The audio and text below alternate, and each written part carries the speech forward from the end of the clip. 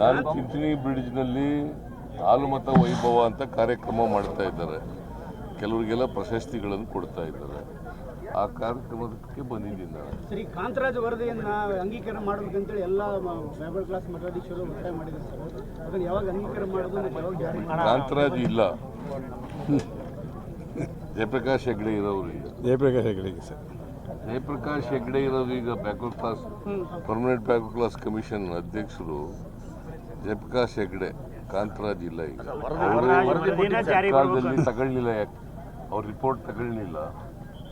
ಆಗ ಕುಮಾರಸ್ವಾಮಿ ಇದ್ದರು, ತಗೊಳ್ಳಿಲ್ಲ ಅವರು ಮುಖ್ಯಮಂತ್ರಿಯಾಗಿ. ಅವ್ರು ತಗೊಳ್ಳದೇ ಇರೋದ್ರಿಂದ ಈಗ ನಾನು 2 ತಿಂಗಳಿಗೆ ಇವ್ರಿಗೆ ಟೈಮ್ ಕೊಟ್ಟಿದ್ದೀನಿ. ಅಷ್ಟೊಳಗಡೆ ಕೊಟ್ಟರೆ ತಗೋತೀನಿ ನಾನು. ಲೋಕಸಭೆ ಚುನಾವಣೆ ಸಂಬಂಧಪಟ್ಟಂತೆ ಮೈಸೂರು ಲೋಕಸಭೆ ಕ್ಷೇತ್ರದಿಂದ ವಿಜೇಂದ್ರ ಅವ್ರನ್ನ ಕಣಕ್ಕಿಳಿಸ್ತೀರಿ ಅನ್ನುವಂಥದ್ದು ಚರ್ಚೆ ನಡೀತಾ ಇದೆ.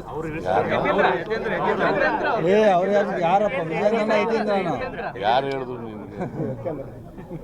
ಯಾರು ಹೇಳಿದ್ರೆ? ನಾನು ಹೇಳಿದ್ದೀನಾ? ಯತೀಂದ್ರ ಹೇಳಿದಾನ?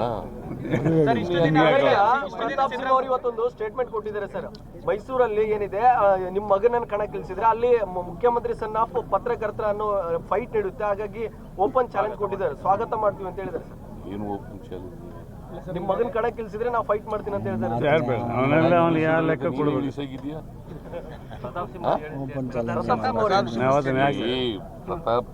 ಪ್ರತಾಪ್ ಸಿಂಹ ಏನಾದ್ರು ಹೇಳಿ ಅವನಿಗೆ ಹೆದರಿಕೆ ಶುರುವಾಗ್ಬಿಟ್ಟಿದೆ, ಸೋಲ್ತೀನಿ ಅಂತ. ಅದರಿಂದ ಏನೇನೋ ಚಡ್ಪಡಿಸ್ತಾ ಇದ್ದಾರೆ. ನಾವು ಯತೀಂದ್ರ ನಿಲ್ಲಿಸ್ತೀವಿ ಅಂತಾಗ್ಲಿ, ನಾನಾಗ್ಲಿ, ಯತೀಂದ್ರ ಆಗ್ಲಿ ಹೇಳಿ ಅಲ್ವಾ? ಹೇಳಿದೀವ? ಸುಮ್ಮನೆ ಊಹಾಪೋಹಗಳು ಇವು ಅಷ್ಟೇ. ಯತೀಂದ್ರ ನಿಂತ್ಕೋತೀನಿ ಅಂತಲೂ ಹೇಳಿಲ್ಲ, ನಾನು ಯತೀಂದ್ರನವ್ರನ್ನ ನಿಲ್ಲಿಸ್ತೀನಿ ಅಂತಲೂ ಕೂಡ ಹೇಳಿಲ್ಲ, ಪಾರ್ಟಿನೂ ಹೇಳಿಲ್ಲ.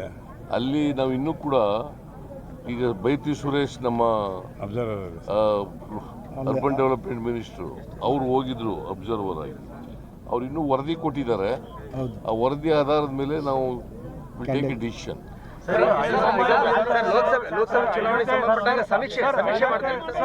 ಒಬ್ರು ಮಾತಾಡಿ, ಲೋಕಸಭೆ ಚುನಾವಣೆ ಸಂಬಂಧಪಟ್ಟಾಗ ಸಮೀಕ್ಷೆ ಆಧರಿಸಿ ಕ್ಯಾಂಡಿಡೇಟ್ ಕೊಡ್ತಾರೆ ಸರ್, ಅಂದ್ರೆ ಯಾರು ಅಭ್ಯರ್ಥಿ ನಿರ್ಧಾರ? ಅಲ್ಲಿ ಕ್ಷೇತ್ರದವರು ಇದಾರಲ್ಲ, MLAಗಳು, XMLAಗಳು, MP ಗಳು, ಕ್ಯಾಂಡಿಡೇಟ್ ಆಗಿದ್ದವರು, ಆಮೇಲೆ ಬ್ಲ್ಯಾಕ್ ಕಮಿಟಿ ಅಧ್ಯಕ್ಷರುಗಳು, ಜಿಲ್ಲಾ ಅಧ್ಯಕ್ಷರುಗಳು, ಇಂಪಾರ್ಟೆಂಟು ಕಾರ್ಯಕರ್ತರುಗಳು, ಲೀಡರ್ಗಳು, ಅವ್ರದ್ದೆಲ್ಲ ಅಭಿಪ್ರಾಯ ಮಾಡಿ ಅವ್ರು ಹೇಳೋದವ್ರಿಗೆ ಕೊಡ್ತೀವಿ. ಸರ್, ಸಿದ್ದರಾಮಯ್ಯನವರು ಇಷ್ಟು ದಿನ ಅಯೋಧ್ಯೆಗೆ ಹೋಗಲ್ಲ ಅಂತ ಹೇಳಿ ಹೇಳ್ತಾ ಇದ್ರು, ಬಟ್ ವ್ಯಾಪಕ ವಿರೋಧ ವ್ಯಕ್ತ ಆಯ್ತು. ಹಾಗಾಗಿ 22ರ ನಂತರ ಅಯೋಧ್ಯೆಗೆ ಹೋಗ್ತಾ ಇದ್ದಾರೆ ಅಂತ ಹೇಳಿದ್ರು. ಯಾರು ಹೇಳಿದ್ರು? ಚುನಾವಣೆ ಹಿನ್ನೆಲೆ ನಾವು ಹೋಗಲ್ಲ ಅಂತ ಯಾರು ಹೇಳಿದವರು? ಮೊದಲು ಎಲ್ಲಿ ಹೇಳಿದ್ದೀನಿ ನಾನು? ಅಲ್ಲಪ್ಪ, ನೀನ್ ಬಿಜೆಪಿಯವ್ರು ಹೇಳ್ದದ್ ನೀ ಹೇಳ್ಕೊಬರಕ್ಕೆ ನೀನೇ ಆಗ್ಬೇಕಾ? ಬಿಜೆಪಿಯವರು ಅವ್ರು ರಾಜಕೀಯ ಮಾಡ್ತಾ ಇದ್ದಾರೆ. ಅಯೋಧ್ಯದಲ್ಲಿ ಶ್ರೀರಾಮಚಂದ್ರನ ಪ್ರತಿಮೆ ಪ್ರತಿಷ್ಠಾಪನೆ ಮಾಡಲಿಕ್ಕೆ ನಮ್ಮದೇನು ವಿರೋಧ ಇಲ್ಲ. ಆದರೆ ರಾಜಕೀಯ ಮಾಡಬಾರ್ದು. 22ನೇ ತಾರೀಕು ರಾಜಕೀಯ ಮಾಡೋಕ್ಕೆ ಹೊರಟಿದ್ದಾರೆ. ರಾಜಕೀಯವಾಗಿ ಆ ಉದ್ಘಾಟನಾ ಸಭೆನ ಬಳಸ್ಕೊಳ್ಳಲಿಕ್ಕೆ ಮಾಡಿದ್ದಾರೆ. ಅದನ್ನು ವಿರೋಧ ಮಾಡ್ತೀವೋ ಹೊರತು ನಾವು ಶ್ರೀರಾಮಚಂದ್ರನಾಗಲಿ, ಶ್ರೀರಾಮ ಮಂದಿರ ಆಗಲಿ ಯಾವುದನ್ನು ವಿರೋಧ ಮಾಡಿಲ್ಲ. ನಾನು ಎಲ್ಲೂ ಕೂಡ ಅಯೋಧ್ಯೆಗೆ ಹೋಗ್ತೀನಿ ಅಂತಾಗಲಿ ಹೋಗಲ್ಲ ಅಂತ ಆಗಲಿ ಹೇಳಿಲ್ಲ. ಯಾರಪ್ಪ ಹೇಳಿದ್ದೀನಿ ಎಲ್ಲಾದ್ರು? ನೀವೇ ಎಲ್ಲರೂ ಹುಟ್ಟಿಸ್ಕೊಂಡು ಕೇಳಿದ್ರೆ ಏನು ಮಾಡಬೇಕು? ಕೇಳೇ ಆಗಲಿ, ಇದು ಕೇಳ್ಬಿಟ್ಟು ಆಲೇ ಜಂಪ್ ಮಾಡ್ಬಿಟ್ಟೆ ನೀನು ಅಲ್ಲಿ.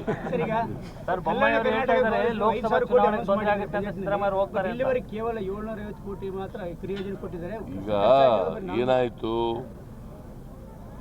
ಕಾನೂನಿನಲ್ಲಿ ಇವರು ಡೈರೆಕ್ಷನ್ನು ತಗೋಬೇಕು ಅಂತ ಇದೆ ರಾಜ್ಯಪಾಲರು. ಅಲ್ಲಿ ಸ್ವಲ್ಪ ವಿಳಂಬ ಆಯಿತು. ನಾವು ಅಧಿಕಾರಕ್ಕೆ ಬಜೆಟ್ ಮಂಡಿಸಿದ್ದು ನಾವು ಜುಲೈ ತಿಂಗಳಲ್ಲಿ, ಆಗಸ್ಟಿಂದ ಅದು ಜಾರಿಗೆ ಬಂತು. ಹಾಗಾಗಿ ಹೆಚ್ಚು ಖರ್ಚು ಮಾಡಲಿಕ್ಕಾಗಲಿಲ್ಲ. ಆದರೂ ಕೂಡ ಹೆಚ್ಚು ಖರ್ಚು ಮಾಡಬೇಕು ಅಂತೇಳಿ ನಾನು ಮೊನ್ನೆ ಮೀಟಿಂಗ್ ಕರೆದು ಎಲ್ರಿಗೂ ತಾಕೀತು ಮಾಡಿದ್ದೀನಿ. ಪ್ರಹ್ಲಾದ್ ಜೋಶಿ ಅವರು ಸ್ಟೇಟ್ಮೆಂಟ್ ಕೊಟ್ಟಿದ್ದಾರೆ, ಕಾಂಗ್ರೆಸ್ ಯಾವಾಗಲೂ ಕೂಡ ಮುಸ್ಲಿಂ ತುಷ್ಟೀಕರಣ ರಾಜಕೀಯನೇ ಮಾಡ್ಕೊಂಡು ಬರ್ತಾ ಇದೆ ಅಂತಿದ್ದಾರೆ. ಏನು ಮುಸ್ಲಿಂ ಪರವಾದಂತ ರಾಜಕೀಯನ ಮಾಡ್ಕೊಂಡು ಬರ್ತಿದ್ದಾರೆ, ಮುಸ್ಲಿಂ ಅವ್ರಿಗೆ ಬೇಕಾದ. ನೀನ್ ಯಾರು? ನಾನು ಪತ್ರಕರ್ತ. ಹಿಂದೂ ಅಲ್ಲೋ ನೀನು? ಹೌದು ಹೌದು. ನಿನ್ ಪರವಾಗೂ ಇದ್ದೀವಿ ನಾವು. ಎಲ್ಲರೂ ಈ ಸಮಾಜದಲ್ಲಿರ್ತಕ್ಕಂಥ ಎಲ್ಲ ಜಾತಿಯವರು ಎಲ್ಲ ಧರ್ಮದ ಪರವಾಗಿಯೂ ಇದ್ದೀವಿ. ಬರೀ ಯಾವುದೋ ಒಂದು ಧರ್ಮ ಒಂದು ಜಾತಿ ಇಲ್ಲ. ನಾವು BJP ಅಲ್ಲ, ಧರ್ಮದ ಆಧಾರದ ಮೇಲೆ ಸಮಾಜ ಹೊಡಿತಕ್ಕಂಥವ್ರಲ್ಲ, ನಾವು ಜಾತಿ ಆಧಾರದ ಮೇಲೆ ಸಮಾಜ ಹೊಡಿತಕ್ಕಂಥವ್ರಲ್ಲ. ನಾವು ಜಾತ್ಯತೀತ ತತ್ವದಲ್ಲಿ ನಂಬಿಕೆ ಇಟ್ಕೊಂಡಿರ್ತಕ್ಕಂಥವ್ರು, ಧರ್ಮ ನಿರಪೇಕ್ಷತೆಯಲ್ಲಿ ನಂಬಿಕೆ ಇಟ್ಕೊಂಡಿರ್ತಕ್ಕಂಥವ್ರು. Congress party is a secular party. Congress party ಸ್ವಾತಂತ್ರ್ಯ ತಂದುಕೊಟ್ಟವ್ರು ಯಾರು ನಿನಗೆ? ಯಾರಯ್ಯ? BJPನ ಕಾಂಗ್ರೆಸ್? ಎಲ್ಲರೂ ಹಂಗೆ. BJP ಇಲ್ಲ ಅವಾಗ ಅಲ್ಲಿ. ಏನು BJP ಇದ್ದಾಗ ಇರ್ಲಿಲ್ಲ ಸರ್. ಮತ್ತೆ ಅಲ್ಲಿ ಎಲ್ಲರೂ ಅಂದ್ಬಿಡ್ತೀಯ? ಸರ್ ಈಗ ಸರ್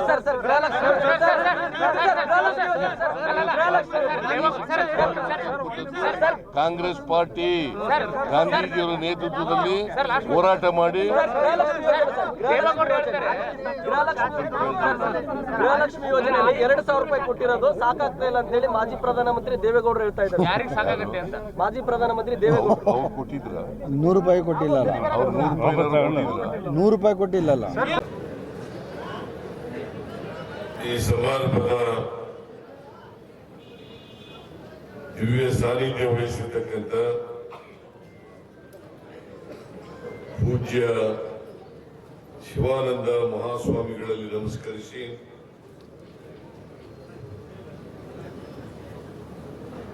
ಇನ್ನೊಬ್ಬರು ಪೂಜ್ಯರಾದಂಥ ಈಶ್ವರಾನಂದ ಮಹಾಸ್ವಾಮಿಗಳಲ್ಲಿ ನಮಸ್ಕರಿಸಿ ಈ ಸಮಾರಂಭದ ರೂವಾರಿಗಳಾದಂಥ ತಿಂತಣಿ ಮಠದ ಪೂಜ್ಯರಾದಂಥ ಸಿದ್ದರಾಮಾನಂದ ಪುರಿ ಸ್ವಾಮೀಜಿಗಳಲ್ಲಿ ನಮಸ್ಕರಿಸಿ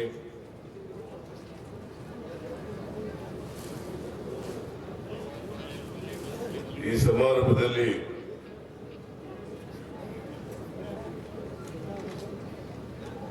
ಸಾನ್ನಿಧ್ಯ ವಹಿಸಿರ್ತಕ್ಕಂಥ ಪರಮ ಪೂಜ್ಯ ಶ್ರೀ ಅಭಿನವ ಪುಂಡಲಿಂಗ ಮಹಾರಾಜರಲ್ಲಿ ನಮಸ್ಕರಿಸಿ ಈ ಸಮಾರಂಭದ ಅಧ್ಯಕ್ಷತೆ ವಹಿಸಿರ್ತಕ್ಕಂಥ ಮಾಜಿ ಸಚಿವರು ಆದಂಥ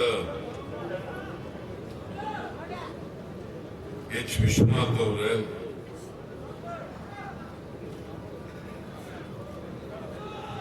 ಪ್ರಶಸ್ತಿ ಪುರಸ್ಕೃತರಾದಂಥ ಕೇಳಿಸ್ತಾ ಇಲ್ವಾ? ಕೇಳಿಸ್ತಾ ಇದೆಯಾ?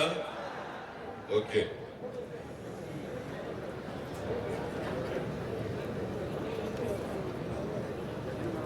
ಹಾಲುಮತ ಭಾಸ್ಕರ ಪ್ರಶಸ್ತಿ ಪುರಸ್ಕೃತರಾದಂಥ ಡಾಕ್ಟರ್ ಕಾಂಚ ಈಳಯ್ಯ ಶೆಫರ್ಡ್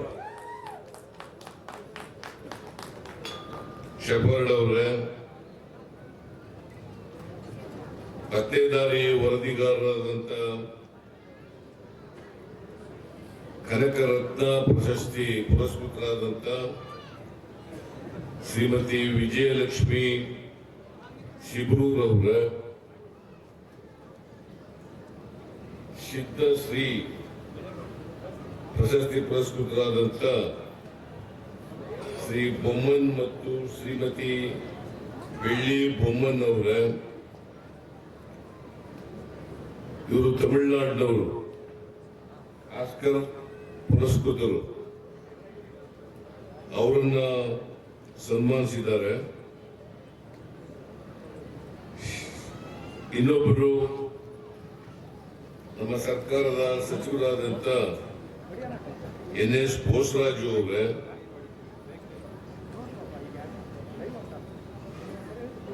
ಶಾಸಕರಾದಂಥ ರಾಘವೇಂದ್ರ ಇಟ್ನಾಳ್ ಅವರೇ,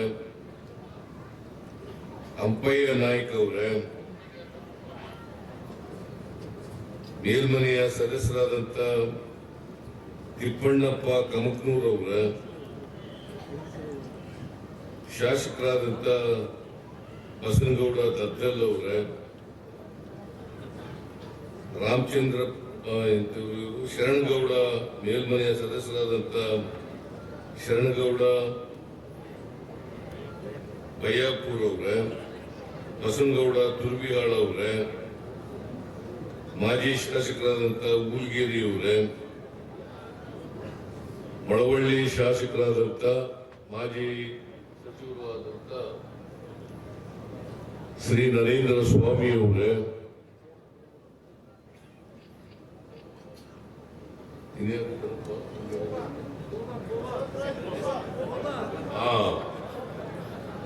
ರಾಜ್ಯದ ಅವರೇ ಪಕ್ಕದಿರೋರೇ ಮರ್ತೋಗ್ಬಿಡ್ತದೆ.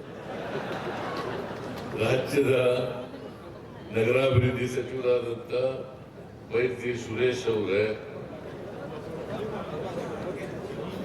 ಕೇಂದ್ರದ ಸಚಿವರಾದಂಥ ಭಗವಂತ ಖೂಬಾ ಅವರೇ, ವೇದಿಕೆ ಮೇಲಿರ್ತಕ್ಕಂಥ ಎಲ್ಲ ಆಹ್ವಾನಿತ ಗಣ್ಯರೇ, ಎಲ್ಲ ಪೂಜ್ಯ ಸ್ವಾಮೀಜಿಯವರೇ, ಇಲ್ಲಿ ಕೂತಿರ್ತಕ್ಕಂಥ ಎಲ್ಲ ಪೂಜಾರಿಗಳೇ, ಎಲ್ಲ ಪೂಜಾರಿಗಳು ತಾನೆ,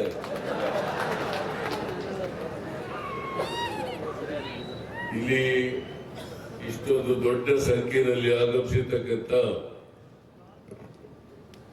ಎಲ್ಲ ಸೋದರ ಸೋದರಿಯರೇ, ಮಾಧ್ಯಮದ ಗೆಳೆಯರೇ, ಇನ್ನೂ ಕೆಲವರು ಮಾತನಾಡಬೇಕಾಗಿತ್ತು, ಸ್ವಾಮೀಜಿಯವರು ಕೂಡ ಮಾತನಾಡಬೇಕಾಗಿತ್ತು.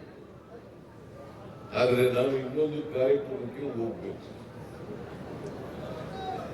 ಇವತ್ತೇ ಕೂಡಲ ಸಂಗಮದಲ್ಲಿ ಅಲ್ಲಿ ಶರಣ ಮೇಳವನ್ನ ಏರ್ಪಾಡು ಮಾಡಿದ್ದಾರೆ. ಆ ಕಾರ್ಯಕ್ರಮಕ್ಕೆ ಹೋಗಿ ಅಲ್ಲಿಂದ ನಾನು ಮತ್ತೆ ಕೊಪ್ಪಳಕ್ಕೆ ಹೋಗಿ ಕೊಪ್ಪಳದಿಂದ ಬೆಂಗಳೂರು ತಲುಪಬೇಕು. ಹಾಗಾಗಿ ಸಮಯ ಬಹಳ ಕಡಿಮೆ ಇದೆ. ಅದಕ್ಕೋಸ್ಕರ ನಾನೇ ಮಾತಾಡ್ತೀನಿ ಅಂತೇಳಿ ಸಿದ್ದರಾಮಾನಂದಪುರಿ ಸ್ವಾಮೀಜಿಯವರಲ್ಲಿ ಕೇಳ್ಕೊಂಡಿದ್ದೇನೆ. ನೀವೆಲ್ಲರೂ ಕೂಡ ಇಲ್ಲೇ ಇರಿ, ನಾವು ಹೋದ್ಮೇಲೆ.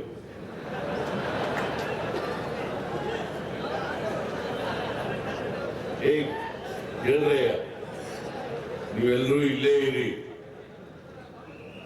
ಸಭೆ ಮುಗಿದ ಮೇಲೆ ಖಾಲಿ ಮಾಡಿ ಇಲ್ಲಿಂದ. ಹಾಗಾಗಿ ನಿಮ್ಮಲ್ಲಿ ಮನವಿ ಮಾಡ್ತೇನೆ, ನೀವೆಲ್ಲರೂ ಕೂಡ ಸಭೆಯಲ್ಲೇ ಇರಬೇಕು ಅಂತೇಳಿ ಮನವಿ ಮಾಡ್ತೇನೆ. ಬಂಧುಗಳೇ, ಇವತ್ತು ಸಿದ್ದರಾಮಾನಂದಪುರಿ ಸ್ವಾಮೀಜಿಯವರು ತಿಂತಿಣಿ ನಮ್ಮ ಶಾಖಾ ಮಠದಲ್ಲಿ ಆಲಮತ ವೈಭವ, ಆಲಮತ ಅಂದ್ರೆ ಕುರುಬ್ರ ಆಲಮತದವರು, ಅದರಿಂದ ಆಲಮತ ವೈಭವ ಅಂತಕ್ಕಂಥ ಹೆಸರಿನಲ್ಲಿ ಇಲ್ಲಿ ಮಠ ಪ್ರಾರಂಭ ಆದ್ಮೇಲೆ ಪ್ರತಿ ವರ್ಷ ಮಾಡ್ತಾ ಇದ್ದಾರೆ. ನಾನು ಈ ಆಲಮತ ವೈಭವದಲ್ಲಿ ಅತ್ಯಂತ ಸಂತೋಷದಿಂದ ಭಾಗವಹಿಸಿದ್ದೇನೆ. ಮತ್ತೆ ಈ ಆಲಮತ ವೈಭವವನ್ನ ಅತ್ಯಂತ ಸಂತೋಷದಿಂದ ಉದ್ಘಾಟನೆ ಮಾಡಿದ್ದೇನೆ ಅಂತಕ್ಕಂಥ ಈಗಾಗಲೇ ಅನೇಕ ಸಾರಿ ಕಳೆದ 40 ವರ್ಷಗಳಿಂದ ಮಾತಾಡುತ್ತಾ ಇದ್ದೀನಿ. ಸಮಾಜದಲ್ಲಿ ಯಾರು ಅವಕಾಶಗಳಿಂದ ವಂಚಿತರಾಗಿದ್ದಾರೆ, ಯಾರಿಗೆ ಅವಕಾಶ ಸಿಕ್ಕಿದೆ ಅವರೆಲ್ಲರೂ ಕೂಡ ಮುಂದುವರೆದರು, ಮೇಲ್ಜಾತಿಯವರಾದರು. ಯಾರಿಗೆ ಅವಕಾಶ ಸಿಕ್ಕಲಿಲ್ಲ ಅವರು ಹಿಂದುಳಿದರು ಮತ್ತು ಕೆಳಜಾತಿಯವರಾದರು. ಇದನ್ನ ದೇವರು ಮಾಡಲಿಲ್ಲ. ಖೂಬಾ ಅವರೇ, ಇವ್ರು ಮಾಡಿದ ಇದನ್ನ ನಾವು ಮಾಡ್ಕೊಂಡಿದ್ದು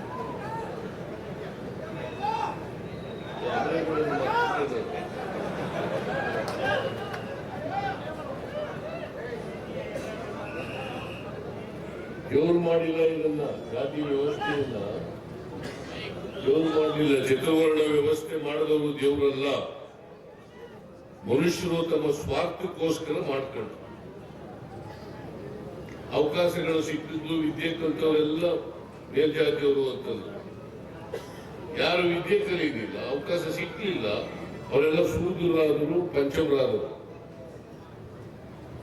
ಮಹಿಳೆಯರಿಗೂ ಕೂಡ ವಿದ್ಯೆ ಕಲಿತಕ್ಕಂಥ ಅವಕಾಶ ಸಿಕ್ಕಿರ್ಲಿಲ್ಲ. ವಿಜಯಲಕ್ಷ್ಮಿ ಗೊತ್ತಾಯ್ತಾ? ನೀವೆಲ್ಲ ಈಚೆಗೆ ಕಲ್ತ್ಕೊಂಡಿರೋದು, ಬಂದಿರೋದು, ಸಂವಿಧಾನ ಬಂದ್ಮೇಲೆ ಕಲ್ತಿರೋದು ನೀವೆಲ್ಲ. ಸಂವಿಧಾನದಲ್ಲಿ ಬಾಬಾ ಸಾಹೇಬ್ ಅಂಬೇಡ್ಕರ್ ಅವರು ಎಲ್ಲರಿಗೂ ಶಿಕ್ಷಣ ಸಿಗಬೇಕು ಅಂತ ಮಾಡಿದ್ರು. ಬಾಬಾ ಸಾಹೇಬ್ ಅಂಬೇಡ್ಕರ್ ಅವರು ಸಂವಿಧಾನ ಎಲ್ಲರಿಗೂ ಶಿಕ್ಷಣ ಕಡ್ಡಾಯ. ದಲಿತರಾಗ್ಲಿ, ಹಿಂದುಳಿದವರಾಗ್ಲಿ, ಅಲ್ಪಸಂಖ್ಯಾತರಾಗ್ಲಿ, ಬಡವರಾಗ್ಲಿ, ಮೇಲ್ಜಾತಿಯವರಾಗ್ಲಿ ಎಲ್ಲರಿಗೂ ವಿದ್ಯೆ ಕಲಿಬೇಕು, ಕಡ್ಡಾಯ. ಯಾರಿಗೆ ಅಕ್ಷರ ಸಂಸ್ಕೃತಿಯಿಂದ ವಂಚಿತರಾಗಿದ್ರು ಅವರೆಲ್ಲರೂ ಕೂಡ ಶೂದ್ರರಾದರು. ಅಕ್ಷರ ಸಂಸ್ಕೃತಿಯಿಂದ ವಂಚಿತರಾಗಿದ್ದರಲ್ಲ ಅವರೆಲ್ಲ ಶೂದ್ರರಾದರು. ಯಾರು ಚತುರ್ವರ್ಣ ವ್ಯವಸ್ಥೆಯಲ್ಲಿ ಬ್ರಾಹ್ಮಣ, ಕ್ಷತ್ರಿಯ, ಶೂದ್ರ, ವೈಶ್ಯ, ಆಮೇಲೆ ಕೆಳಗಡೆ ಇರೋರೆಲ್ಲ ಅಸ್ಪೃಶ್ಯನೆಲ್ಲ ಪಂಚಮರು ಅಂತ ಕರೆದು ಅಪ್ಪಯ್ಯ ನಾಯಕ ಹಿಂಗೆ ಸಮಾಜವನ್ನು ವಿಂಗಡಣೆ ಮಾಡಿ ಸ್ವಾರ್ಥಕ್ಕೋಸ್ಕರ ಲಾಭ ಗಳಿಸಿರ್ತಕ್ಕಂಥ ಪ್ರಯತ್ನವನ್ನ ಒಂದು ವರ್ಗ ಮಾಡ್ತು ಅಂತಕ್ಕಂಥದ್ದನ್ನು ನಾವು ಇವತ್ತು ಮರಿಬಾರದು. ಯಾರು ಈ ವರ್ಗೀಕರಣ ಮಾಡಿ ಲಾಭ ಪಡ್ಕೊಂಡಿದ್ದಾರೆ ಇವತ್ತು ಕೂಡ ಆ ಪ್ರಯತ್ನಗಳು ನಡೀತಾ ಇದ್ದಾವೆ. ಯಾರು ಈ ಪ್ರಯತ್ನಗಳನ್ನ ಮಾಡ್ತಾರೋ ಅವರ ವಿರುದ್ಧ ಶೋಷಣೆಗೆ ಒಳಪಟ್ಟಿರ್ತಕ್ಕಂಥ ನಾವೆಲ್ಲರೂ ಕೂಡ ಎಚ್ಚರದಿಂದ ಇರಬೇಕು ಅಂತಕ್ಕಂಥ ಮಾತುಗಳನ್ನ ಹೇಳಲಿಕ್ಕೆ ಬಯಸ್ತಾ ಇದ್ದಾರೆ. ಅದರಲ್ಲಿ ಮೂರು ಕೂಡ ಸೇರಿದ್ದಾರೆ. ಅದಕ್ಕೆ ಬಾಬಾ ಸಾಹೇಬ್ ಅಂಬೇಡ್ಕರ್ ಅವರು ನಮಗೆ ಒಂದು ಸಂವಿಧಾನವನ್ನ ಕೊಟ್ಟರು. 1950 ಜನವರಿ 26ನೇ ತಾರೀಕಿನಿಂದ ಜಾರಿಗೆ ಬಂತು ಸಂವಿಧಾನ. ಅದಕ್ಕಿಂತ ಮೊದಲು ಕಾನ್ಸ್ಟಿಟ್ಯೂಂಟ್ ಅಸೆಂಬ್ಲಿ ಅಂತ ರಚನೆ ಆಗಿತ್ತು. ಅದರ ಅಧ್ಯಕ್ಷರು ರಾಜೇಂದ್ರ ಪ್ರಸಾದ್ ಆಗಿದ್ರು. ಅಲ್ಲಿ ಸಂವಿಧಾನ ರಚನೆ ಮಾಡತಕ್ಕಂಥ ಅಧಿಕಾರವನ್ನ ಬಾಬಾ ಸಾಹೇಬ್ ಅಂಬೇಡ್ಕರ್ ಅವರು ಮತ್ತು ಇತರ ಸದಸ್ಯರಿಗೆ ಕೊಟ್ಟಿದ್ದಾರೆ. ಅವರು ಸಂವಿಧಾನ ಎಲ್ಲ ರಚನೆ ಆದ್ಮೇಲೆ ಚರ್ಚೆ ಆಗ್ತದೆ ಕಾನ್ಸ್ಟಿಟ್ಯೂಂಟ್ ಅಸೆಂಬ್ಲಿನಲ್ಲಿ. ಬಹಳ ದೀರ್ಘಕಾಲ ಚರ್ಚೆ ಆಗ್ತದೆ, ಅಮೆಂಡ್ಮೆಂಟ್ಗಳೆಲ್ಲ ಮೂವ್ ಮಾಡ್ತಾರೆ. 1949 ನವೆಂಬರ್ 25ನೇ ತಾರೀಕು ಅಂಗೀಕಾರ ಆಗೋದು ಒಂದಿನ ಮುಂಚಿತವಾಗಿ. ಅಂಗೀಕಾರ ಆಗೋದು ಒಂದಿನ ಮುಂಚಿತವಾಗಿ ಕಾನ್ಸ್ಟಿಟ್ಯೂಂಟ್ ಅಸೆಂಬ್ಲಿನಲ್ಲಿ ಬಾಬಾ ಸಾಹೇಬ್ ಅಂಬೇಡ್ಕರ್ ಅವರು ಒಂದು ಐತಿಹಾಸಿಕವಾದಂತ ಭಾಷಣವನ್ನ ಮಾಡಿದ್ದಾರೆ. ಎಲ್ಲರೂ ವಿದ್ಯಾವಂತರೆಲ್ಲ ಓದ್ಕೋಬೇಕು. ಅದನ್ನ ಕಾನ್ಸ್ಟಿಟ್ಯೂಂಟ್ ಅಸೆಂಬ್ಲಿ ಡಿಬೇಟ್ಸ್ ನ ಓದ್ಕೋಬೇಕು. ಇಲ್ಲದೆ ಹೋದ್ರೆ ನಿಮಗೆ ಇತಿಹಾಸನೇ ಗೊತ್ತಾಗಲ್ಲ. ಅದಕ್ಕೆ ಬಾಬಾ ಸಾಹೇಬ್ ಅಂಬೇಡ್ಕರ್ ಅವರು ಏನ್ ಹೇಳಿದ್ದಾರೆ ಅಂತಂದ್ರೆ, ಯಾರಿಗೆ ಇತಿಹಾಸ ಗೊತ್ತಿಲ್ಲ ಅವ್ರು ಯಾರು ಕೂಡ ಭವಿಷ್ಯವನ್ನ ರೂಪಿಸಲಿಕ್ಕೆ ಸಾಧ್ಯ ಆಗಲ್ಲ. ಇತಿಹಾಸ ಯಾರು ಗೊತ್ತಿದೆ ಅವ್ರು ಮಾತ್ರ ಅವರ ಭವಿಷ್ಯವನ್ನ ರೂಪಿಸಲಿಕ್ಕೆ ಸಾಧ್ಯ ಆಗ್ತದೆ. ನಾವು ಏನಾಗಿದ್ದೀವಿ, ಮುಂದೆ ಏನು ಆಗ್ಬೇಕು ಇದು ಚರ್ಚೆ ಆಗ್ಬೇಕಲ್ಲ. ಹಿಂದೆ ಏನಾಗಿದ್ದು, ಈಗ ಏನಾಗಿದ್ದೀವಿ, ಮುಂದೆ ಏನಾಗಬೇಕು, ಇದು ಚರ್ಚೆ ಆಗ್ಬೇಕಲ್ಲ. ಅದು ಚರ್ಚೆನೇ ಆಗದೆ ಹೋದರೆ ಗೊತ್ತಾಗದೆ ಹೆಂಗೆ. ಅದಕ್ಕೆ ಇಂಥ ಸಮಾವೇಶಗಳಲ್ಲಿ ಇಂಥ ಚರ್ಚೆಗಳು ನಡೀಬೇಕು ಅನ್ನೋ ಕಾರಣಕ್ಕೋಸ್ಕರ ಇಂಥ ಸಮಾವೇಶಗಳು ಅಗತ್ಯ. ಬಹಳ ಜನ ಬಹಳ ಬುದ್ಧಿವಂತಿಕೆಯಿಂದ ಹೇಳ್ತಾರೆ, ಜಾತಿ ಸಮಾವೇಶ ಮಾಡ್ಬೇಡಿ. ಯಾರು ಜಾತಿ ಮಾಡಿದ್ರು ಅವರೇ ಹೇಳೋದು. ಯಾರು ಜಾತಿ ಮಾಡಿದ್ರು ಅವರೇ ಹೇಳೋದು ಜಾತಿ ಸಮಾವೇಶ.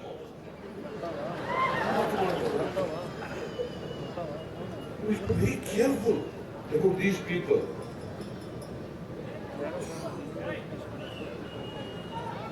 ಯಾರು ಅದಕ್ಕೆ ಲೋಕಿಯಾ ಅವ್ರು ಏನ್ ಹೇಳ್ತಾರೆ ಗೊತ್ತಾ? ಲೋಕಿಯಾ ಅಂತ ಒಬ್ರು ರಾಜಕೀಯ ಚಿಂತಕರು ಇದ್ದರು, ಅವ್ರಿಗಿಲ್ಲ, ಅವರು ಸ್ವಾತಂತ್ರ್ಯ ಹೋರಾಟದಲ್ಲಿ ಇದ್ದರು. ಅವ್ರು ಏನ್ ಹೇಳ್ತಾರೆ ಗೊತ್ತಾ? ಯಾವ ಜಾತಿ ಮುಂದುವರೆದಿದೆ ಸಾಮಾಜಿಕವಾಗಿ ಆರ್ಥಿಕವಾಗಿ, ಆ ಜಾತಿ ಸಮಾವೇಶ ಮಾಡಿದ್ರೆ ಅದು ಜಾತಿ ಸಮಾವೇಶ ಆಗ್ತದೆ. ಯಾರು ಹಿಂದೂಗಳಿದ್ದಾರೆ, ಶೋಷಣೆ ಒಳಪಟ್ಟಿದ್ದಾರೆ, ಅವರು ಸಂಘಟನೆಗೋಸ್ಕರ ಜಾತಿ ಸಮಾವೇಶ ಮಾಡಿದ್ರೆ ಅದು ಜಾತಿ ಸಮಾವೇಶ ಅಲ್ಲ. ಲೋಕಿಯಾ, ಮಿಸ್ಟರ್ ಲೋಕಿಯಾ ಅವರು ರಾಜಕೀಯ ಚಿಂತಕರು, ಸಮಾಜ ಚಿಂತಕರು. ಅವರು ಹೇಳಿರ್ತಕ್ಕಂಥ ಮಾತುಗಳು ಅದಕ್ಕೆ ಇತಿಹಾಸ ಓದಬೇಕು. ಇತಿಹಾಸ ಓದಿದ್ರೆ ಹೆಂಗ್ ಗೊತ್ತಾಗುತ್ತೆ ನಿಮಗೆ? ಇತಿಹಾಸ ಓದ್ಕೋಬೇಕಾಗ್ತದೆ. ಅದರಿಂದ ಈಗ ನಿಮ್ಗೆ ಅದಕ್ಕೆ ಅವ್ರು ಏನ್ ಹೇಳಿದ್ರು, ಅಂಬೇಡ್ಕರ್ ಏನ್ ಹೇಳಿದ್ರು ಅಂತಂದ್ರೆ ಶಿಕ್ಷಣ ಪಡ್ಕೋಬೇಕು ಪ್ರತಿಯೊಬ್ಬರು, ಆಮೇಲೆ ಸಂಘಟಿತರಾಗಬೇಕು, ಆಮೇಲೆ ಹೋರಾಟವನ್ನು ಮಾಡಬೇಕು. ಶಿಕ್ಷಣ, ಸಂಘಟನೆ, ಹೋರಾಟ, ಇವು ಮೂರು ಮಂತ್ರಗಳನ್ನ ಹಿಂದುಳಿದವರಿಗೆ, ಶೋಷಿತರಿಗೆ ಅಂಬೇಡ್ಕರ್ ಅವರು ಹೇಳಿದ್ದಾರೆ. ಶಿಕ್ಷಣ, ಸಂಘಟನೆ, ಹೋರಾಟ. ನೀವು ಸಂಘಟನೆ ಮಾಡ್ಕೊಂಡು ಚರ್ಚೆ ಮಾಡದೆ ಹೋದ್ರೆ ಹೋರಾಟ ಏನ್ ಮಾಡ್ತೀರಿ? ಶಿಕ್ಷಣ ಇಲ್ಲದೆ ಹೋದ್ರೆ ಸಂಘಟನೆ ಏನ್ ಮಾಡ್ತೀರಿ? ಅದಕ್ಕೆ ಪ್ರತಿಯೊಬ್ಬರು ಕೂಡ ಶಿಕ್ಷಣವನ್ನು ಪಡ್ಕೊಳ್ಳೇಬೇಕು. ಶಿಕ್ಷಣವನ್ನ ಏನ್ ಮಾಡ್ಬೇಕು? ಇಲ್ಲಿ ಯಾರು ಶಿಕ್ಷಣ ಪಡ್ಕೊಂಡಿದ್ದೀರಿ ಕೈ ಎತ್ತಿ ನೋಡೋಣ. ಎಲ್ಲರೂ ಕೈ ಎತ್ತಲ್ಲ. ಆದ್ರೆ ನಿಮ್ ಮಕ್ಕಳು ಮಾತ್ರ ಶಿಕ್ಷಣದಿಂದ ವಂಚಿತರಾಗಬಾರದು. ಯಾರು ಕೂಡ ಶಿಕ್ಷಣದಿಂದ ವಂಚಿತರಾಗಬಾರದು. ಇದನ್ನ ಪ್ರತಿಯೊಬ್ಬರು ಕೂಡ ಅರ್ಥ ಮಾಡ್ಕೋಬೇಕಾಗ್ತದೆ. ಶಿಕ್ಷಣ ಪಡ್ಕೊಂಡ್ರೆ ಮಾತ್ರ ನಾವು ಸ್ವಾಭಿಮಾನದಿಂದ ಬದುಕಲಿಕ್ಕೆ ಸಾಧ್ಯ ಆಗ್ತದೆ. ಅಪಾಗ್ರ ಆದ್ಮರ ಅಂತೇಳಿ ಆಮೇಲೆ ಹಿಂದೆ ಎಲ್ಲ ದಾರಿ ತಪ್ಪಿಸಕ ಎಲ್ಲ ಹೇಳ್ತಿದ್ರು ನಮಗೆ. ಕುರುಬರು ಓದಕ್ಕಾದ್ರೆ ಕುರುಬರು ಕುರಿ ಕಾಯ್ಕೊಂಡಿರ್ಬೇಕು, ಓದಿದ್ದ ಇನ್ನು ಕುರಿನೇ ಕಾಯ್ಕೊಂಡಿರ್ಬೇಕು. ನೀವ್ಯಾರು ಡಾಕ್ಟರ್ಗಳು, ಇಂಜಿನಿಯರ್ಗಳು, ಪ್ರೊಫೆಸರ್ಗಳು, ಸೈಂಟಿಸ್ಟ್ಗಳು ಆಗೋದು ಬೇಡವಾ? ಕೈಗಾರಿಕೋದ್ಯಮಿಗಳಾಗೋದು ಬೇಡವಾ?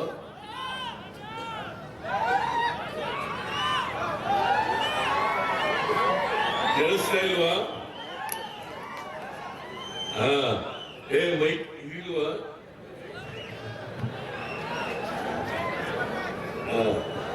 ಕೇಳಿಸ್ತಾ ಇದೆಯಾ?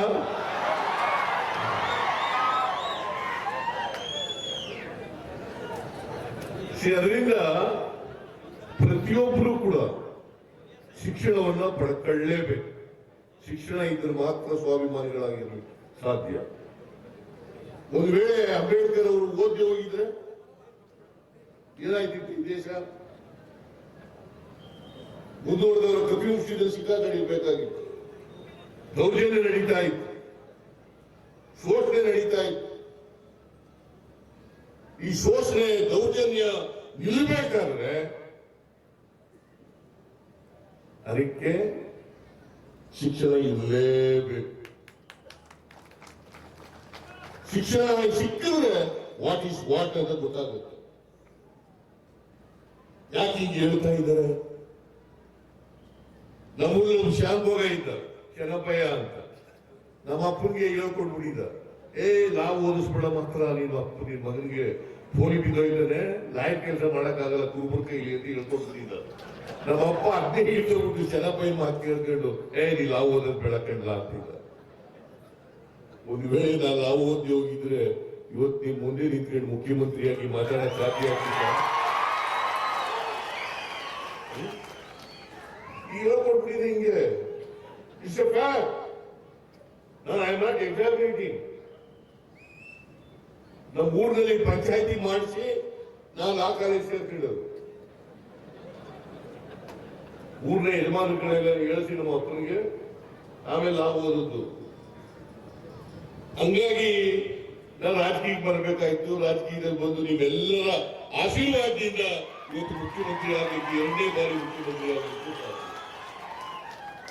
ಆಗ್ತಿದ್ದ. ಇದ್ರೆ ನೀವು ಎಲ್ಲ ವಿದ್ಯಾವಂತರಾಗಬೇಕ ಬೇಡ? ನಿಮ್ಮ ಮಕ್ಕಳು ವಿದ್ಯಾವಂತರಾಗಬೇಕು ಬೇಡ? ಆ ಕೆಲಸ ಮಾಡಿ. ಅದನ್ನೇ ಹೇಳ್ಬೇಕಾಗಿರೋದು. ಬರೀ ಬಾಕ್ಯವೆಲ್ಲ ಇದ್ದೇ ಇರ್ತವೆ. ಜಾತಿ ವೈಭವ ಮಾಡೋದು, ಆಲ್ಮತ ವೈಭವ ಮಾಡೋದು, ಕುರುಬರು ವೈಭವ ಮಾಡೋದು, ಅವೆಲ್ಲ ಇರ್ತವೆ. ಅದಂತೇಳಿ ಅಪ್ಪ ಹಾಕಿದ ಆದ ಮಾಡಿ ಜ್ಞಾತಕರಾಗಿಲ್ಲ. ನೀವು ಬದಲಾವಣೆ ಆಗಬೇಕು. ಯಾಕೆ ಇಷ್ಟು ವರ್ಷ ಆದರೂ ಕೂಡ ಬಸವಾದಿ ಶರಣರು 800 ವರ್ಷಗಳ ಹಿಂದೆ ಏನ್ ಹೇಳಿದ್ರು? ಇವನಾರವ ಎಂದು ಎನಿಸದಿರಯ್ಯ, ಇವ ನಮ್ಮವ ಎಂದು ಎನಿಸಯ್ಯ, ನಿನ್ನ ಮನೆಯ ಮಗನೆಂದು ಎನಿಸಯ್ಯ, ಕೂಡಲ ಸಂಗಮ ದೇವ ಅಲ್ವಾ ಕೂಡ ಅವ್ರೆ? ಇವತ್ತು ಹಂಗಿದೆಯಾ? ಜಾತಿ ಹೋಗಿದೆಯಾ? ಇವ ನಮ್ಮವ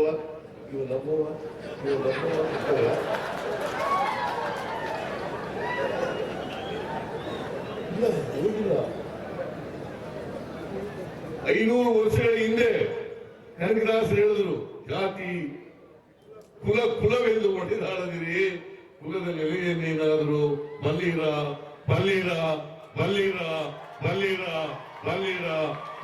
ಅಂತೇಳಿ ಈ ಪ್ರಶ್ನೆಯನ್ನ ಮೇಲ್ಜಾತಿಯವರಿಗೆ ಕೇಳಿದ್ರು ಕನಕದಾಸರು. ಮೇಲ್ಜಾತಿಯವರಿಗೆ ಯಾಕ್ರಿ ಜಾತಿ ಅಂತ ಹೊಡೆದಾಡ್ತಿರ್ರಿ? ಅದು ನಿರರ್ಥಕ. ಜಾತಿ ಅಂತ ಹೊಡೆದಾಡೋದಿದೆಯಲ್ಲ, ಅದು ನಿರರ್ಥಕ ಸಮಾಜದ ದೃಷ್ಟಿಯಿಂದ ಅಂತಕ್ಕಂಥ ಮಾತುಗಳನ್ನ ಹೇಳೋದು ಅಲ್ವಾ?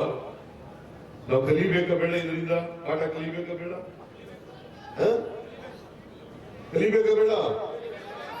ಮತ್ತೆ ಸುಮ್ಮನೆ ಸಮಾವೇಶ ಮಾಡ್ತೀವಿ, ಮಾಡಿ ಸಮಾವೇಶಗಳನ್ನ ಸಂಘಟನೆ ಮಾಡಿ, ಹೋರಾಟ ಮಾಡಿ, ಸಂವಿಧಾನದಲ್ಲಿ ಕೊಟ್ಟಿರ್ತಕ್ಕಂಥ ಹಕ್ಕುಗಳನ್ನು ಪಡ್ಕೊಳ್ತಕ್ಕಂಥ ಕೆಲಸವನ್ನು ಮಾಡಿ. ಸಂವಿಧಾನದಲ್ಲಿ ಏನೇನು ಹಕ್ಕುಗಳು ಕೊಟ್ಟಿದ್ದಾರೆ ನಿಮ್ಗೆ ಅವೆಲ್ಲ ಪಡ್ಕೊಳ್ಳಿಕ್ಕೆ ಪ್ರಯತ್ನವನ್ನು ಮಾಡಿ.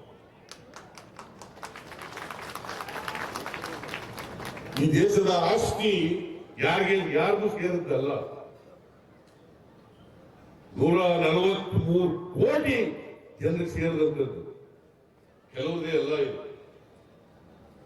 143 ಕೋಟಿ, ಕರ್ನಾಟಕದಲ್ಲಿ 7 ಕೋಟಿ ಜನರಿಗೆ ಸೇರಿದದ್ದು. ಎಲ್ಲರಿಗೂ ಹಂಚಿಕೆ ಆಗ್ಬೇಕು. ಅದನ್ನೇ ಬಸವಾದಿ ಶರಣರು ಹೇಳಿದ್ರು, ಕಾಯಕ ದಾಸೋಹ. ಆ ಮೌಲ್ಯಗಳಿದಾವಲ್ಲ, ಕಾಯಕ ದಾಸೋಹ ಮೌಲ್ಯಗಳಿದಾವಲ್ಲ, ಈ ಮೌಲ್ಯಗಳನ್ನ ನಾವು ಅರ್ಥ ಮಾಡ್ಕೋಬೇಕಾಗ್ತದೆ. ಕಾಯಕ ಅಂತಂದ್ರೆ ಪ್ರತಿಯೊಬ್ಬರು ಕೂಡ ಕಾಯಕ ಮಾಡಬೇಕು. ಈಗ ನೀವು ಕುರಿ ಸಾಕ್ತಕ್ಕಂಥ ಕೆಲಸ ಮಾಡ್ತೀವಿ, ಅದು ಒಂದು ಕಾಯಕ. ದಾಸೋಹ ಅಂತಂದ್ರೆ ಉತ್ಪಾದನೆ ಆದದನ್ನು ಎಲ್ಲರೂ ಹಂಚ್ಕೊಳ್ಬೇಕು. ಕಾಯಕ ಪ್ರತಿಯೊಬ್ರು ಕೂಡ ಮಾಡಬೇಕು. ಬರೀ ಕೂತ್ಕೊಂಡು ಉಂಡೋದಲ್ಲ. ಈ ಸಮಾಜದಲ್ಲಿ ಕೂತ್ಕೊಂಡು ಉಣ್ಣೋರ್ದೇ ದರ್ಬಾರು, ಏನು ಕೆಲಸ ಮಾಡದವ್ರದೇ ದರ್ಬಾರು, ಯಾರು ಕಾಯಕ ಮಾಡೋದಿಲ್ಲ ಅವ್ರದೇ ದರ್ಬಾರು. ಕಾಯಕ ಮಾಡೋರು ಪಾಪ ಮಾಡ್ಕೊಂಡೇ ಇರಬೇಕು. ಬಟ್ಟೆ ಇಲ್ಲ, ಚಡ್ಡಿ ಇಲ್ಲ, ಸ್ನಾನ ಇಲ್ಲ, ಕೊಳಕಾಗಿರ್ಬೇಕು. ಯಾಕಂದ್ರೆ ಕೆಲಸ ಮಾಡ್ಬೇಕಲ್ಲ, ದಿನ ಸ್ನಾನ ಮಾಡ್ಬೇಕು ಕೂತಿರಕ್ಕಂತ. ಹಾಗಂತೇಳಿ ಕೊಳಕಾಗಿರ್ಬೇಕು ಅಂತ ಹೇಳಲ್ಲ ನಾನು. ಕ್ಲೀನಾಗಿರ್ಬೇಕು, ಚೊಕ್ಕಟವಾಗಿರ್ಬೇಕು, ಆರೋಗ್ಯ ದೃಷ್ಟಿಯಿಂದ ಚೊಕ್ಕಟವಾಗಿ ಇರಲೇಬೇಕು. ಏನು ಸ್ನಾನ ಮಾಡೋದು ಹಿಂದೆ ಎಲ್ಲ ಹೇಳ್ಬಿಡ್ತಿದ್ರು, ಮೇಲ್ಜಾತಿಯವರು ಮಾತ್ರ 2 ಸಾರಿ ಸ್ನಾನ ಮಾಡಬೇಕು, 2 ಸಾರಿ ಸ್ನಾನ ಮಾಡಬೇಕು ಮೇಲ್ಜಾತಿಯವರು. ಯಾಕಪ್ಪ 1 ಸಾರಿ ಮಕ್ಕಳು ಸಾಕಲ್ವಾ?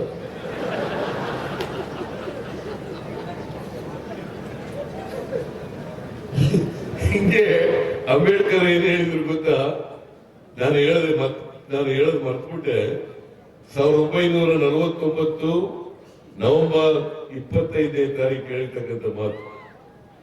ಈಗ ಸಂವಿಧಾನ ಈ ತಿಂಗಳು 26ನೇ ತಾರೀಕು ಸಂವಿಧಾನ ದಿನ ಆಚರಣೆ ಮಾಡ್ತೀವಿ ನಾವು, ಜಾರಿ ಬಂದಂತ ದಿನವನ್ನು. 1926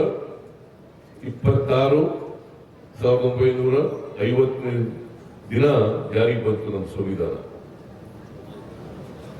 ಅವತ್ತು 25ನೇ ತಾರೀಕು ನವೆಂಬರ್ 25, 1949 ಕಾನ್ಸ್ಟಿಟ್ಯೂಂಟ್ ಅಸೆಂಬ್ಲಿನಲ್ಲಿ ಬಾಬಾ ಸಾಹೇಬ್ ಅಂಬೇಡ್ಕರ್ ಅವ್ರ ಭಾಷಣ ಏನ್ ಗೊತ್ತಾ?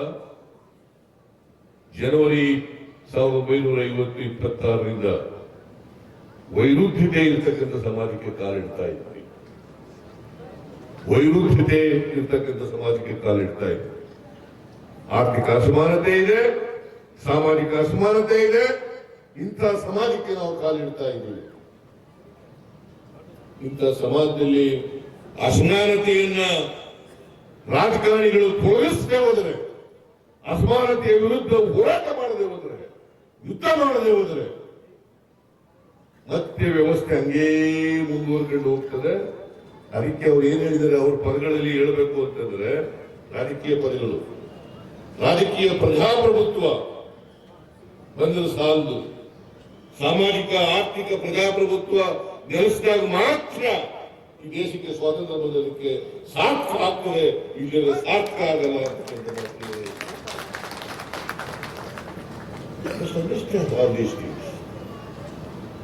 ನೀವು ಎಲ್ಲಿವರೆಗೆ ಹಿಂದುಳಿದವರು ಅಂತ ಇರ್ತೀರಿ? ನಾವು ಮುಂದೆ ಬರಬೇಕು, ನಾವು ಮುಖ್ಯವಾಹಿನಿ ಬರಬೇಕು, ನಾವು ವಿದ್ಯಾವಂತರಾಗಬೇಕು, ನಾವು ಕೈಗಾರಿಕೋದ್ಯಮಿಗಳಾಗಬೇಕು, ನಾವು ವಿಜ್ಞಾನಿಗಳಾಗಬೇಕು, ನಾವು ಪ್ರೊಫೆಸರ್ಗಳಾಗಬೇಕು. ಏನು ಯಾರ ಮನೆ ಸ್ವತ್ತಲ್ಲ, ಕೆಲವರು ಮಾತ್ರ ಸೀಮಿತವಾಗಿರ್ತಕ್ಕಂಥದ್ದಲ್ಲ. ಅದರಿಂದ ಇದನ್ನ ಮಾಡತಕ್ಕಂಥ ಪ್ರಯತ್ನ ಮಾಡಬೇಕು. ಅದೇ ನಾವು ಇವರೆಲ್ಲ ಇವತ್ತು ಒಂದು ಆಲಮತ ವೈಭವ ಯಜ್ಞಕ್ಕೆ ಇಲ್ಲ ಅಂತ ಹೇಳಲ್ಲ, ಹೆಮ್ಮೆ ಪಡಿ. ಬಟ್ ಅದರ ಜೊತೆಗೆ ಇವತ್ತಿನ ವಸ್ತು ಪರಿಸ್ಥಿತಿಯನ್ನು ಅರ್ಥ ಮಾಡಬೇಕು. ಅದಕ್ಕೆ ನಾನು ಮುಖ್ಯಮಂತ್ರಿಗಳಾಗಿರುವಾಗ ಇವತ್ತು 5 ಗ್ಯಾರಂಟಿಗಳನ್ನ ಜಾರಿ ಕೊಟ್ಟಿದ್ದೀನಿ. ಎಷ್ಟು ಕೂಬ 5 ಗ್ಯಾರಂಟಿಗಳನ್ನ ಜಾರಿ ಕೊಟ್ಟಿದ್ದೀವಿ. ಯಾಕೆ ಗೊತ್ತಾ? ಆರ್ಥಿಕವಾಗಿ ಸಾಮಾಜಿಕವಾಗಿ ಶಕ್ತಿ ತುಂಬಬೇಕು ಅಂತ. ಸಮಸ್ಯೆ ಇಲ್ಲ, ಹೆಣ್ಮಕ್ಳು ನಗ್ತಾ ಇದ್ದೀರಲ್ಲ ನೀವು, ನಿಮ್ಗೆಲ್ರಿಗೂ ಫ್ರೀಯಾಗಿ ಬಸ್ನಲ್ಲಿ ಹೋಗಿ ಅಂತ ಹೇಳ್ಬಿಟ್ಟಿದ್ದೀವಿ. ಡಾಕ್ಟರ್ ಹೋಗ್ಬೋದು, ಪ್ರೊಫೆಸರ್ ಹೋಗ್ಬೋದು, ಬೇರೆಯವರು ಹೋಗ್ಬೋದು, ಮಲ್ಲಿಕಾ ಗಾಂಧಿನೂ ಹೋಗ್ಬೋದು. ಯಾಕೆ ಇವತ್ತಿನವರೆಗೆ ಜೂನ್ 11ರಿಂದ ಇವತ್ತಿನವರೆಗೆ 130 ಕೋಟಿ ಮಹಿಳೆಯರು ಫ್ರೀಯಾಗಿ ಹೋಗಿದ್ದಾರೆ. ಹಿಂದೆ ಇತ್ತ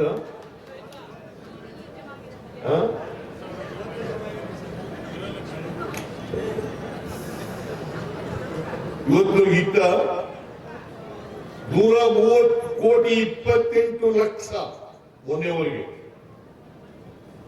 ಅಷ್ಟು ಜನ ಹೆಣ್ಮಕ್ಳು ತಿರುಗಾಡಿದ್ದಾರೆ. ಆಮೇಲೆ 1 ಕೋಟಿ 17 ಲಕ್ಷ ಯಜಮಾನಿಯರಿಗೆ, ಕುಟುಂಬದ ಯಜಮಾನಿಯರಿಗೆ 2,000 ರೂಪಾಯಿ ಕೊಡ್ತಾ ಇದ್ದೀವಿ. 2,000 ರೂಪಾಯಿ. ಇಲ್ಲಿ ಯಾರು ನಿಮ್ಗೆ 2,000 ರೂಪಾಯಿ ಬಂದಿರೋದು? ಯಾರಿಗೆ ಬಂದಿಲ್ಲ?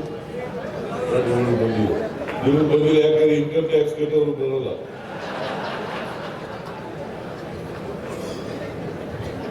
2,000 ರೂಪಾಯಿ ಕೊಟ್ಟಿದ್ದೀವಿ. 200 ಯೂನಿಟ್ ಅವರಿಗೆ ಫ್ರೀ, ಬಿಲ್ಲೇ ಕೊಡಂಗಿಲ್ಲ.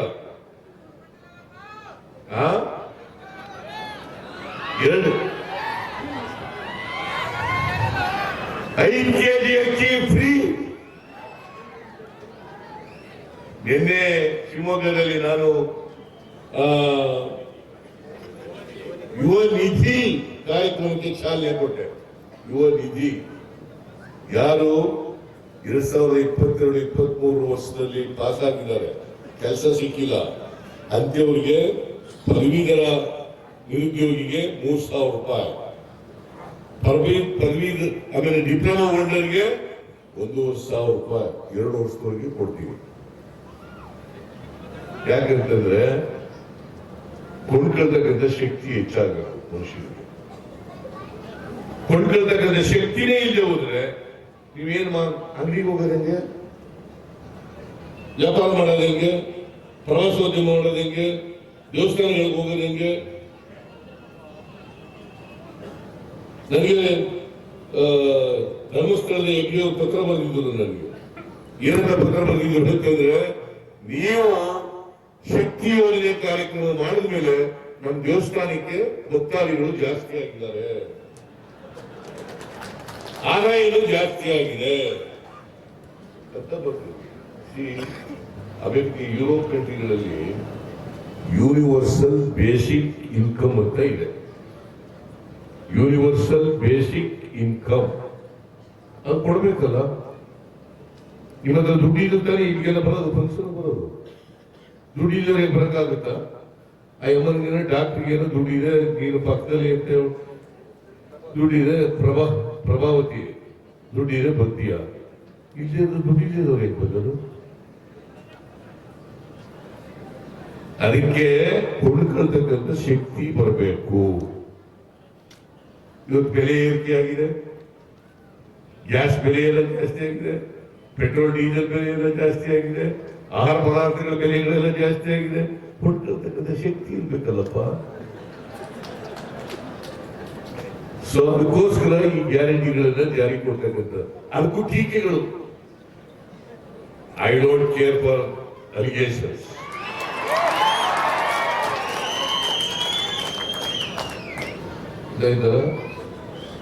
ಟೀಕೆಗಳು, ಟೀಕೆ ಮಾಡೋರು ಮಾಡ್ಕೊಳ್ಳಿ. ಆದ್ರೆ ನೀವು ನಿಮ್ ಜೊತೆ ಬಡವರು ಯಾರಿದ್ದಾರೆ, ದಲಿತರು ಯಾರಿದ್ದಾರೆ, ಅಲ್ಪಸಂಖ್ಯಾತರು ಯಾರಿದ್ದಾರೆ, ಹಿಂದುಳಿದವರು ಯಾರಿದ್ದಾರೆ, ಅವ್ರ ಜೊತೆ ಮಹಿಳೆಯರು ಯಾರಿದ್ದಾರೆ ಅವ್ರ ಜೊತೆ ನಾನು ಇರ್ತೀನಿ. ಯಾರು ಏನಾರ ಟೀಕೆ ಮಾಡ್ಕೊಳ್ಳಿ, ಐ ಡೋಂಟ್ ಕೇರ್. ಯಾರು ಶೋಷಿತ ವರ್ಗದ ಜನ ಇದ್ದಾರೆ ಅವ್ರ ಜೊತೆ ಇರ್ತೀನಿ. ನೀವು ನಮ್ಮ ಜೊತೆ ಇರ್ಬೇಕಲ್ಲ. ಅಷ್ಟೇ. ನಿಮ್ಮ ಆಶೀರ್ವಾದ ಇರೋವರಿಗೆ ಕುರ್ಚಿ, ನಿಮ್ಮ ಆಶೀರ್ವಾದ ಇಲ್ಲೇ ಹೋದ್ರೆ ನಾನೇ. ಇಷ್ಟು ಹೇಳಿ ಇವತ್ತು ಯಾರ್ಯಾರು ಪ್ರಶಸ್ತಿ ಕೊಟ್ಟಿದ್ದಾರೆ, ಯಾರ್ಯಾರಿಗೆ ಪ್ರಶಸ್ತಿ ಕೊಟ್ಟಿರೋದು? ವಿಜಯಲಕ್ಷ್ಮಿ ಶಿವರೂರ್, ಕಾಂಚಯ್ಯ ಈಳಯ್ಯ ಸಫಾರ್ಡ್, ಮತ್ತೆ ಬೊಮ್ಮನ್ ಮತ್ತು ಶ್ರೀಮತಿ ಬೆಳ್ಳಿ ಬೊಮ್ಮನ್, ಇವ್ರಿಗೆಲ್ಲರಿಗೂ ಕೂಡ ಅಭಿನಂದನೆಗಳನ್ನ ಸಲ್ಲಿಸಲಿಕ್ಕೆ ಬಯಸ್ತಾ ಇದ್ದೇನೆ. ಹಾಗೆಯೇ ಸಿದ್ದರಾಮಾನಂದ ಪುರಿ ಸ್ವಾಮೀಜಿಯವ್ರಿಗೂ ಕೂಡ ಅಭಿನಂದನೆಗಳನ್ನು ಸಲ್ಲಿಸ್ತೀನಿ, ನಮಸ್ಕಾರಗಳನ್ನು ಸಲ್ಲಿಸ್ತೀನಿ. ಎಲ್ಲ ಸ್ವಾಮೀಜಿಯವರಿಗೆ ನಮಸ್ಕಾರ. ನಿಮ್ಗೆಲ್ಲ ಸ್ವಾಮೀಜಿಯವರು ಪೂಜಾರಿಗಳಿಗೆಲ್ಲ ಮಾಸಾಸನ ಕೊಡಬೇಕು ಅಂತ ಹೇಳಿದ್ದಾರೆ. ಅದನ್ನ ಸರ್ಕಾರ ಪರಿಶೀಲನೆ ಗಂಭೀರವಾಗಿ ಮಾಡ್ತದೆ ಅಂತಕ್ಕಂಥ ಮಾತುಗಳನ್ನು ಹೇಳಿ ನಿಮಗೆಲ್ಲ ನಮಸ್ಕಾರ ಮಾಡಿ ನಾನು ಮಾತು ಮುಗಿಸ್ತೇನೆ. ಜೈ ಹಿಂದ್, ಜೈ ಕರ್ನಾಟಕ.